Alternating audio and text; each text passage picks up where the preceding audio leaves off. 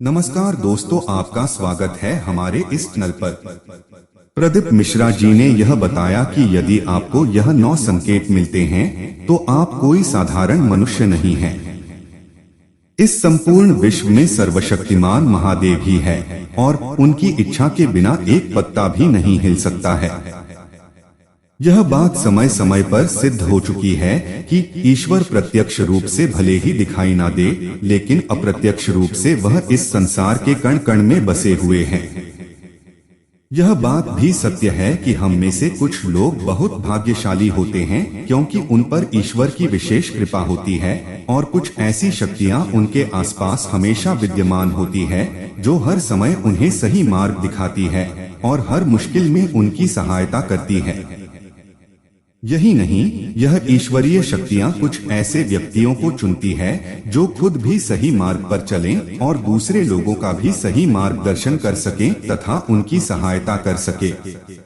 लेकिन हमें कैसे पता चल सकता है कि किन व्यक्तियों के पास अलौकिक शक्ति है या कौन से व्यक्तियों पर ईश्वर की कृपा है?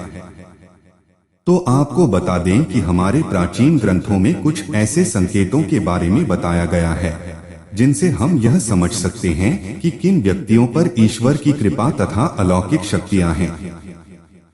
तो चलिए जान लेते हैं उन संकेतों के बारे में।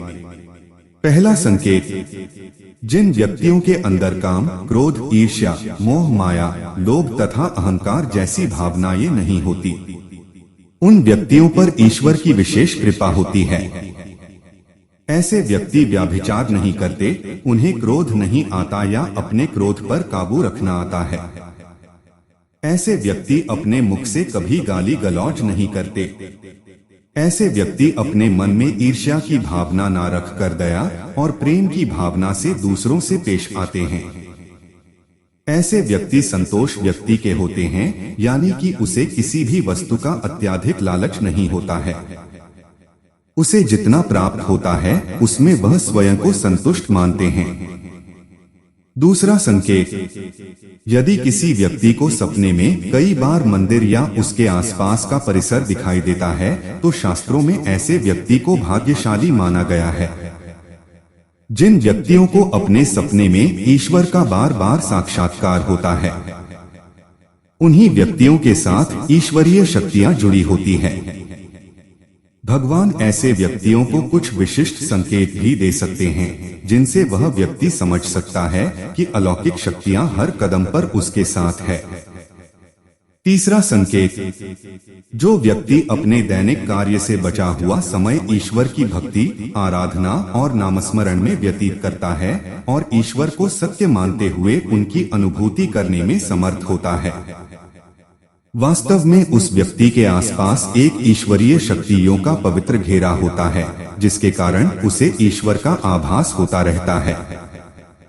चौथा संकेत, जो व्यक्ति समाज के प्रति अपना दायित्व समझते हुए सत्कार्य और पुण्य के काम करते हैं तथा मुसीबत में फंसे लोगों और गरीब व्यक्तियों की यथासंभव सहायता करते हैं। आपदा और विपदा के समय मनुष्य तथा पशु पक्षियों की हर तरह से सहायता करते हैं तथा वृद्ध, असहाय और अपंग लोगों की समर्पित भाव से सेवा करना अपना कर्तव्य समझते हैं।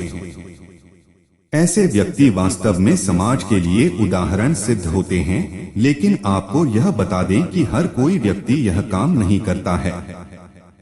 यह काम केवल वही व्यक्ति करते हैं जिस व्यक्ति के ऊपर भगवान की विशेष कृपा होती है, तभी उस व्यक्ति के अंदर ही ऐसे गुण उत्पन्न होते हैं। ऐसे व्यक्ति अंत में मोक्ष प्राप्त कर लेते हैं। पांचवा संकेत, ईश्वरीय कृपा प्राप्त व्यक्तियों में एक अनोखी शक्ति भी होती है और वह शक्ति है पूर्वाभास। पूर्वाभास यानी कि भविष्य में होने वाली कुछ विशेष घटनाओं का पहले ही आभास हो जाना।